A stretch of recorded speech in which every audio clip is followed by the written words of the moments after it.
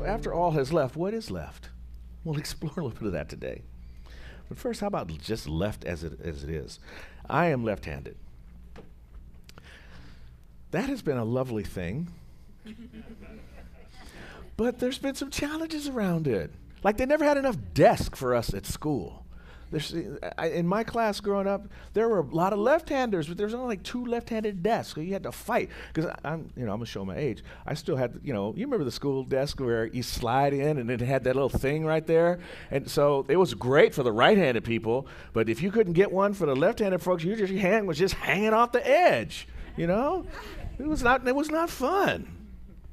Too few desks, baseball, not enough gloves, all this negativity. My father, I hope you're watching today. Because my mother's left-handed, my brother's left-handed, and I'm left-handed. Dad's right-handed.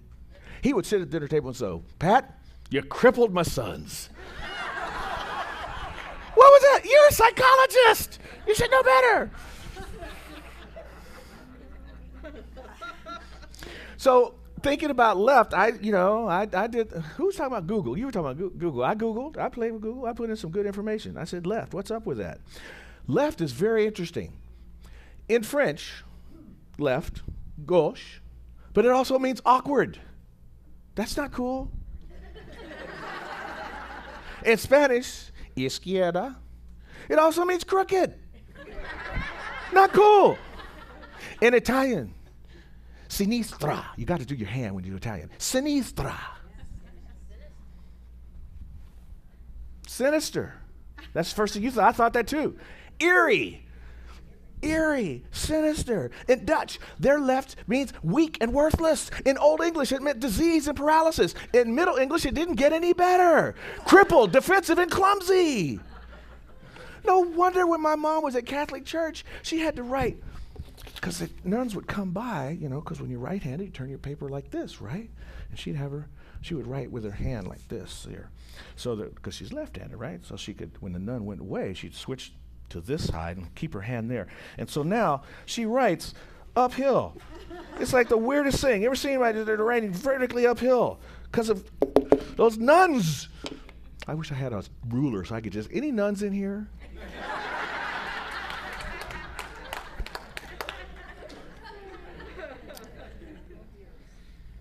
And then there's this other thing about left. Left out, left behind, and leftovers. I happen to love leftovers. I think it's because I'm left-handed. Had some leftover soup this morning. It was good. Yes, I had soup in 90-degree weather. I know. But there is this thing about being left out or left behind or left alone. This idea that we feel this connection in union. We feel this connection in community, in common unity, as Betsy spells it, common unity. I love that, community. There's this joining there, right? But immediately as soon as we do it, we get into this fear of disassociation, of deception that comes from it, of disruption, of divorce from that which we are connected to. There's a lot of stuff going on around left. I know that I saw one this morning. Actually, I saw 3 this morning. I used to have an FJ Cruiser. You know the FJ Cruiser? When that thing came out, I thought that was just the cutest car. You have the little lights on the rearview mirrors pointing out. They don't show anything. You can't use them. They're just decoration. And 4-wheel drive, and it goes everywhere. It really drives it goes like a tiger going over stuff. But it gets 13 miles to the gallon. And I noticed that as I was driving it, I didn't like the way it rode particularly much, and I always was driving down streets, and whenever there was like glass or something, I was looking out the window because I liked the way it looked, but I didn't like the way it drove, and I didn't like 13 miles to the gallon. And I figured, well, since I like the way it looks, why do I own one? So I sold it, right? And I found a guy to buy it, and it was pretty brand new. I mean, it's almost spanking brand new, and when you take a car off the showroom floor, it drops in value quite a lot, and I went to sell it for what I thought would be a decent amount of money, and I told the guy what I thought it would sell for, and he went, yeah, right away. Immediately took the first offer. I thought I left money on the table. I left some behind. That thing about left, it sticks with you. And James Hillman, in this lovely book, Force of Character, he says, even before any distancing begin, the archetypal condition of being left can put us on the rack. Left is something, and feeling left out is something that's at our core. It's part of our archetype. It goes back in time. No one wants to be left out. When everybody was going out to hunt, that one kid who always made noise and stepped on the rock, on the twig, just when they were about to catch the prey, he always got left behind. I don't want to be left behind, but he was clumsy. He must have been left-handed. See how that works? It's terrible. But that feeling of being left out, left behind, left alone, if you feel that feeling, you're not alone. There are a lot of us that feel that. It's part of where we go. It's part of why community feels so good. It's part of why Facebook grew to be the largest community on the planet. It's bigger than any country with its membership because everybody wants to belong to something. And if you can just belong to somebody's vacation pictures, at least you belong. You're not left out, you see. But left is a lot more complicated than all that feeling that goes on. There's this concept that we talked about in the title. Is left, has left. Now, that's very strange. And also, what is that anyway? I'm not a great grammarian, so any of you that taught English and did grammar, please pardon me as I gloss through this. But left apparently is the past participle of leave. And so to make a past participle, you have to put the verb to be in there. And so has left or is left makes that part the past participle of leave. And so now this gets really complicated after this point. I hope to make it more simple. But the idea is has left means that it's not here. It's gone. But is left, it's still here and it remains. Thus the conundrum and the quandary behind my talk today. When something is gone, there's something that's left. Wow. Spirit. God is left. The core of who we are is left. As the things in our lives leave, gone, no more, nada, out of here, bye-bye, there's something that's still here that remains.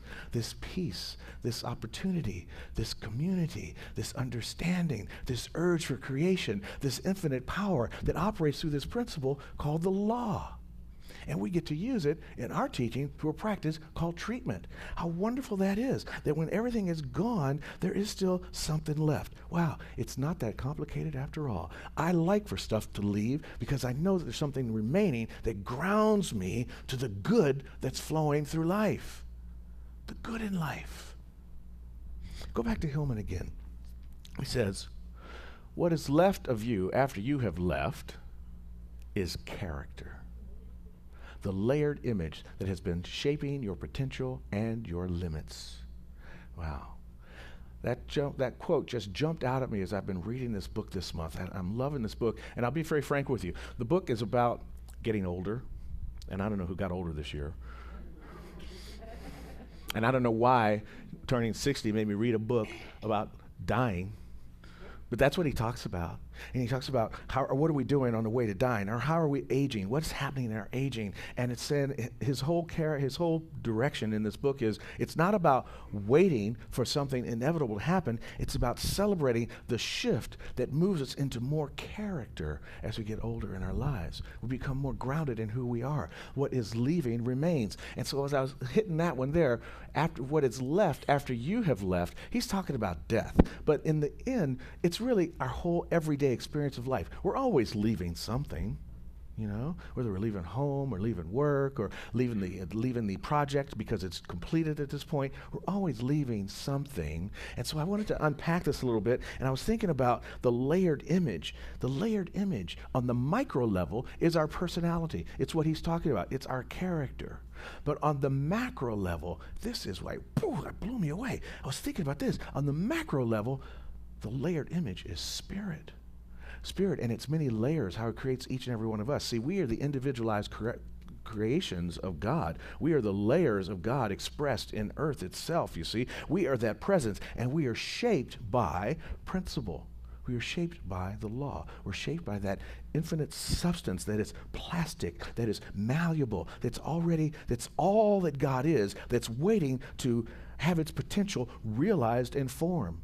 And that realization in form is each and every one of us, our layered character, our personality, the exact reality of who and what we are. So since we know that there's something here that's left when we go, and that is spirit, that is this power, that is this law, how can we use it? Can we use it like Frederick Bales used it? Frederick Bales was a guy that hung out with Dr. Holmes back in the day, back in the good old days. We'll talk about that in a minute. And he discovered, or was diagnosed with diabetes in his 20s, pre-insulin time. But he understood this teaching.